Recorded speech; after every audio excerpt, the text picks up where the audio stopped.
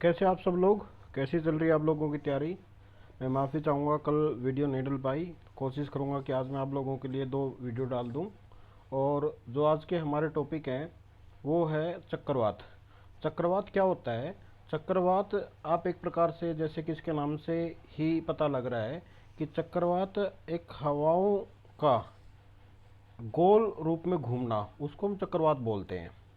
या इसको हम दूसरे शब्दों में कह सकते हैं कि जब वायु का, जब हमने एयर प्रेशर पढ़ा था तो एयर प्रेशर में दो चीज़ पढ़ी थी कि हाई प्रेशर, एक लो प्रेशर। तो क्या होता है, जो हमारा हाई प्रेशर होता है वो होता है किनारों के ऊपर, और जो लो प्रेशर होता है वो मध्य के अंदर होता है। तो उस कंडीशन में क्या होता है, पवनें बाहर से अंदर की तरफ चलती हैं, और बाहर से अंदर की तरफ जब चलती हैं तो उस कंडीशन में क्या होता है कि अगर ये उत्तरी गोलार्ध में होता है तो वामवर्त दिशा में, और दक्षिणी गोलार्ध में होता है दक्षिणावर्त दिशा में होता है। कि मतलब ये जब भी घूमेगा ये ऐसे ऐसे राउंड करके घूमता हुआ चलेगा। अलग अलग हेमिस्फीयर में इसकी क्या है, अलग अलग कंडीशंस है कि ये किस प्रकार से घूमेगा। तो जो इस प्रकार की जो कंडीशन होती है उसको हम चक्रवात बोलते हैं। और हम बात कर रहे हैं उष्ण कटिबंधीय चक्रवात की। उष्ण कटिबंधीय चक्रवात का मतलब क्या हुआ, जो आपके ट्रॉपिक ऑफ कैंसर और ट्रॉपिक ऑफ कैप्रिकॉर्न, मतलब जो कर्क रेखा और मकर रेखा, उन दोनों के बीच में, या आप इसको दूसरे शब्दों में ये बोल सकते हो कि एक ऐसे चक्रवात जो 20 डिग्री उत्तरी और 20 डिग्री दक्षिणी अक्षांशों के बीच में उत्पन्न होते हो, उसको हम चक्रवात बोलते हैं। तो चक्रवात शब्द का जो अर्थ है वो होता है सांप की तरह कुंडलित होना। इसको हम क्या बोलते हैं, सांप की तरह कुंडलित होना। और ये शब्द हेनरी पेंडिंगटन द्वारा किया गया था, क्योंकि बंगाल की खाड़ी और अरब सागर में आने वाले जो उष्ण कटिबंधीय चक्रवात हैं वो ऐसे प्रतीत हो रहे थे कि जैसे कि वो सांप की तरह हो। क्योंकि जब वो लगातार घूमते हैं, या फिर हम क्या करते हैं, जब भी कोई भी सांप का चित्र बनाते हैं तो उस कंडीशन में जो वो चित्र होता है वो लगभग इस प्रकार से होता है लगातार, मतलब सॉरी, ये आप लोगों ऐसे ऐसे करके, ऐसे ऐसे करके, तो वो कुंडली मार के बैठता है। तो उस कंडीशन में क्या होता है, हम उसको, उसकी जैसे ही वो कुंडली होती है उस कुंडली के अनुसार हम उसको क्या बोलते हैं, उसको हम चक्रवात बोलते हैं। ठीक है। गर्म उष्ण कटिबंधीय महासागरों के ऊपर जो इसकी गति है वो लगभग 119 किलोमीटर प्रति घंटा से अधिक होती है, जिससे कि वो भारी वर्षा लेके आते हैं। ठीक है। तो भारी वर्षा लेके आते हैं तो इनको हम उष्ण कटिबंधीय चक्रवात कहते हैं। ठीक है। ये क्या होते हैं, ये बहुत ज़्यादा डिस्ट्रक्टिव होते हैं। डिस्ट्रक्टिव का मतलब क्या होता है कि आमतौर पर हम ये क्या कहते हैं कि भाई डिस्ट्रक्शन हो गया। तो डिस्ट्रक्शन होने का जो सबसे बड़ा बड़ा कारण क्या है कि उसमें एक अकेली हवा अपना रोल अदा नहीं करती। उसमें जो लहरें होती हैं, या बाढ़ होता है, या भूसंकलन होता है, या बाउंडर होता है, जैसे जो द्वितक घटनाएं होती हैं वो ज़्यादा एक्टिव होती हैं इस प्रकार के चक्रवात में। ठीक है। उष्ण कटिबंधीय चक्रवात को सबसे ज़्यादा विनाशकारी माना जाता है। अलग अलग देश में इसको अलग अलग नाम से जाना जाता है, जैसे कि टाइफून है, हरिकेन है, साइक्लोन है। सन 2020 के अंदर, ये आप लोगों का एक छोटा सा क्वेश्चन आ सकता है, 2020 के अंदर बंगाल की खाड़ी में उठा अम्फान चक्रवात एक सुपर चक्रवाती तूफान में बदल गया था। और 1999 के बाद यह दूसरा सुपर साइक्लोन था। 129 कुल साल के अंतराल में के बाद मुंबई में आया था। ये एक ऐसा चक्रवात था। ठीक है। उसके बाद जब हम बात करते हैं उष्ण कटिबंधीय चक्रवात, जैसा कि हमने स्टार्टिंग में एक बात कही थी कि जो चक्रवात उष्ण कटिबंध में उत्पन्न होते हैं उसको हम उष्ण कटिबंधीय चक्रवात बोलते हैं। ठीक है। दुनिया की सबसे विनाशकारी प्राकृतिक आपदाओं में से एक माना जाता है।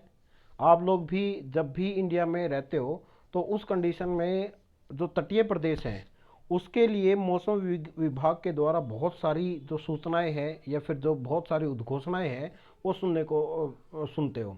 और वो इसलिए दी जाती हैं क्योंकि इससे है ना बहुत ज़्यादा जान और माल की हानि होती है। और इवन मैंने तो ये चीज़ भी देखी है कि साइक्लोन आता है तटों के ऊपर, जैसे कि उड़ीसा के तट के ऊपर आ गया। ठीक है। आपका आंध्र प्रदेश के तट के ऊपर आ गया, मगर उसका इम्पैक्ट हरियाणा पंजाब के ऊपर भी देखा जाता है। ठीक है।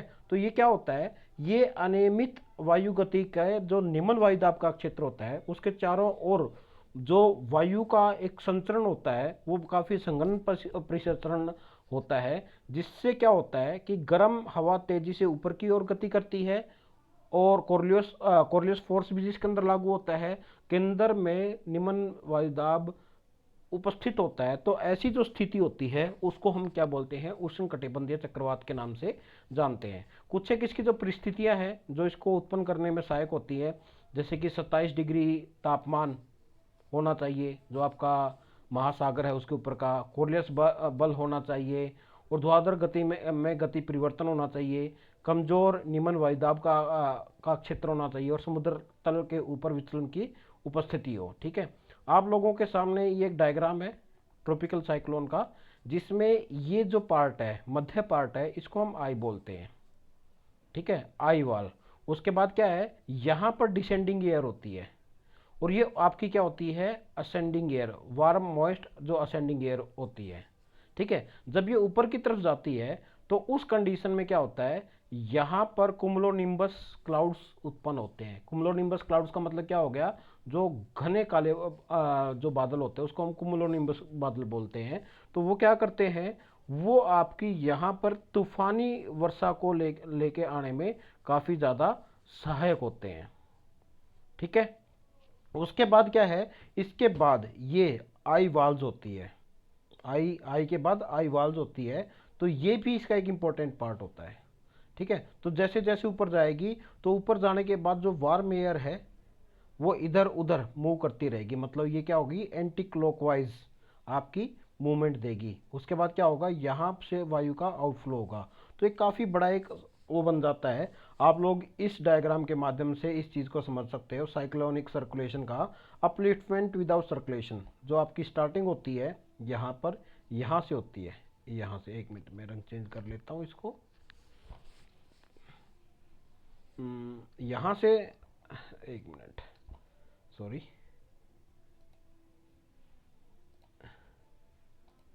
ये यहाँ से स्टार्ट होती है, यहाँ से वायु ऊपर की तरफ उठना स्टार्ट करती है। ठीक है, ऊपर उठने के बाद क्या होगा, ये बीच में आपका लो प्रेशर होता है। फिर क्या होता है, यहाँ पर कोई भी कोरियोलिस फोर्स नहीं होता।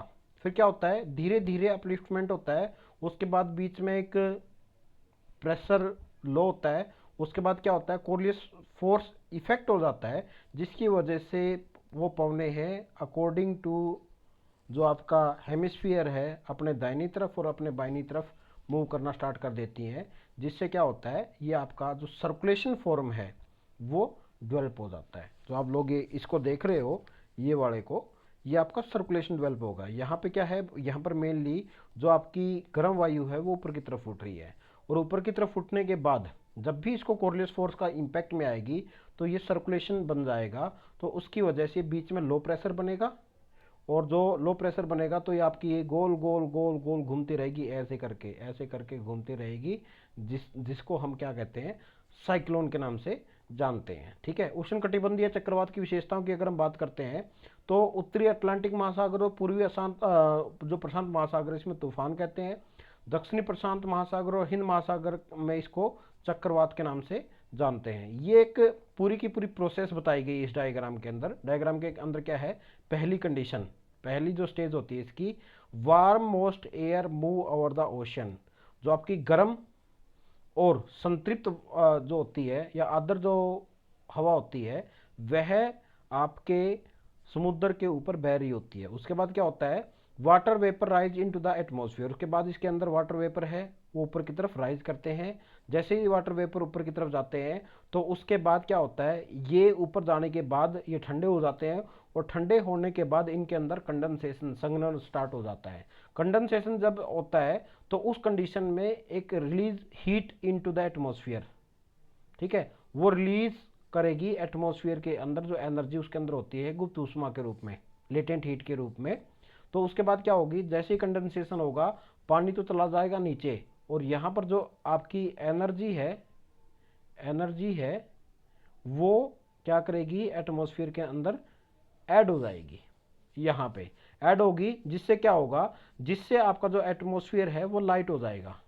ठीक है, उसके बाद पांचवी कंडीशन क्या आएगी कि जो आपकी गर्म वायु है वो ऊपर की तरफ उठना जारी रखेगी, जिसके बाद क्या होगा कि जो ओशन है उसके ऊपर और जगह मिलेगी उसको विंड बनने के लिए। तो ये पूरी की पूरी एक प्रोसेस है, किस प्रकार से यहाँ पे विंड आई, विंड आने के बाद ये ऊपर की तरफ उठेगी, ऊपर उठने के बाद आप लोग ये देखोगे ये किस प्रकार से एक सर्कुलेशन बनेगा, सर्कुलेशन बनने के बाद कुमुलोनिम्बस के क्लाउड्स बनेंगे, यहाँ पर कंडेंसेशन होता रहेगा और ये वायु लगातार ऊपर की तरफ उठती रहेगी और ऊपर की तरफ उठेगी तो उस अवस्था में यहाँ पर आपका तेज बारिश होगी। ठीक है, उसके बाद आपका ये है origin development and evolution of tropical cyclone. ये आपका एक डायग्राम है, आप लोग इसको मत देखना क्योंकि ये है एक्स्ट्रा ट्रॉपिकल साइक्लोन, ये वाली इसको हम इससे नेक्स्ट वीडियो में पढ़ेंगे। मगर जो पहली वाली कंडीशन क्या होती है, पहले से 5वें दिन के बीच में जो ये वाली कंडीशन है, नॉर्थ ईस्ट ट्रेड विंड्स हैं ये आ रही है, तो ईस्टर्ली वेव्स डिस्ट्रीब्यूशन, तो ये क्या करती है, ऐसे चलती है। उसके बाद 5वें से 6ठे दिन क्या होता है, इनमें लगातार से इनके अंदर एक सर्कुलेशन बन जाता है 5वें और 6ठे दिन। और 7वें से 9वें दिन क्या होता है, ये पूरा का पूरा आपका जो होता है क्या बोलते हैं, जो पूरा का पूरा सर्कुलेशन है वो यहाँ पर डेवलप हो जाता है। और ये डेवलप होने के बाद, ये साइक्लोन बनने के बाद क्या होता है, ये यहाँ पर इस तट के ऊपर ये टकराती है। तो एक पूरा का पूरा सिस्टमेटिक रूप से चलता है कि एक लंबा प्रोसेस, मगर इनकी जो स्पीड होती है वो बहुत ज़्यादा होती है, कई बार तो इनकी स्पीड है 200 किलोमीटर से भी ज़्यादा होती है। ठीक है, तो इसका जो पहला, इसके लिए अलग अलग 3 चरणों में होता है। पहला है गठन और प्रारंभिक विकास। इसमें क्या होता है, इसमें पहली कंडीशन ये होती है कि जो गर्म महासागर है वहाँ से जलवाष्प और उष्मा ऊपरी वायुमंडल के अंदर स्थानांतरित हो जाता है। ठीक है, वो सारा का सारा किस चीज़ के ऊपर होता है, वो उसके ऊपर उपलब्ध जितने भी फैक्टर्स होते हैं उसके ऊपर निर्भर करता है। इस प्रक्रिया में क्या होता है, महासागर की सतह से ऊपर उठती हुई हवा संघनन और संवहन के कारण विशाल आपके, और जो आपके वर्टिकल होते हैं, वर्टिकल कुमुलोनिम्बस बादलों का निर्माण करती है। पहली कंडीशन, वायु आई, गर्म है, गर्म आने के बाद जैसे कि आप लोगों को इस डायग्राम में बताया गया था कि वार्म है, वार्म आने के बाद ये ऊपर की तरफ उठेगी और ऊपर की तरफ उठने के बाद यहाँ पर आपके कुमुलोनिम्बस क्लाउड्स का निर्माण करेगी। ये पहली चरण होती है। दूसरी क्या होती है, इसमें क्या होता है कि तूफान तीव्र होने पर तेज हवाएं गरज के साथ ऊपर की ओर उठती हैं और जब ये अक्षोभ सीमा के ऊपर पहुंच जाती है तो अक्षैतिज रूप से फैलने लग जाती हैं और हवा फैलने के बाद एक धनात्मक दाब उत्पन्न होता है जो संवहन के कारण हवा को नीचे की ओर धकेलता है। तो नीचे की तरफ जब आएगी तो हवा गर्म हो जाती है जिससे कि एक आई का निर्माण होता है।